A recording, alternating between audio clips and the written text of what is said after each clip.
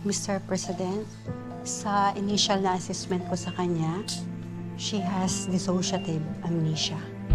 Wala siyang naalala kahit ano, mula ng pagkabata niya hanggang bago siya dinala rito sa ospital. Pero may gagawin pa kami mga test para makumpirma yung extent ng memory loss.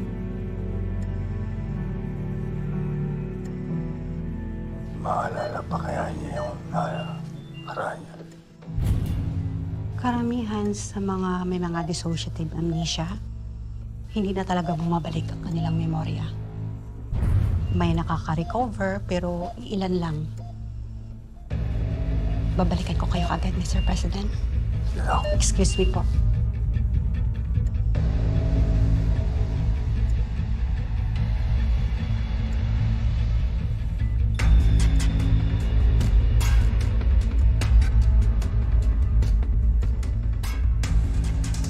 Kung suswertihin ka nga naman, hindi ko na po problemahin kung paano ko mailalayo si Vanessa Kelias.